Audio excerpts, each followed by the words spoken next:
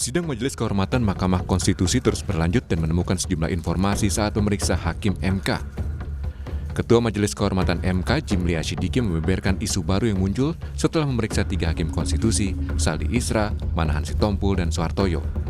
Jimli menduga ada kebohongan soal tidak hadirnya Ketua MK Anwar Usman dalam rapat permusyawaratan hakim sebelum memutus 3 perkara soal batas usia Capres-Cawapres.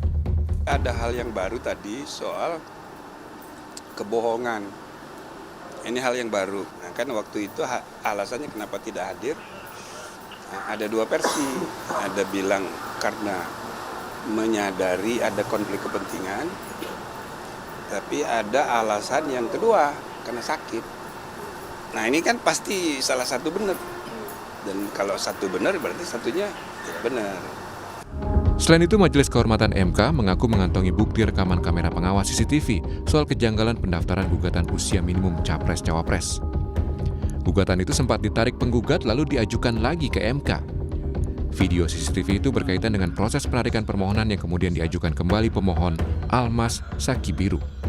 Selain hakim, Majelis Kehormatan MK juga memeriksa 5 pelapor soal putusan batas usia Capres dan Cawapres. Pelapor menyebut putusan Hakim MK soal batas usia Capres-Cawapres melanggar konstitusi.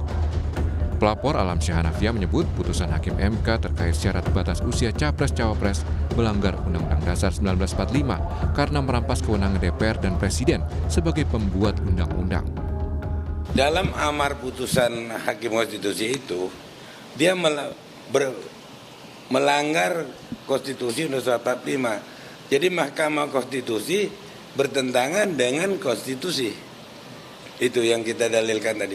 Karena itu Hakim Konstitusi membuat aturan sendiri, mengambil alih kewenangan Presiden dan DPR. Majelis Kehormatan MK kembali akan memeriksa sejumlah hakim, diantaranya Anwar Usman. Majelis menyebut Anwar Usman kembali diperiksa karena dirinya yang paling banyak dilaporkan soal dugaan pelanggaran etik. Tim Liputan Kompas TV.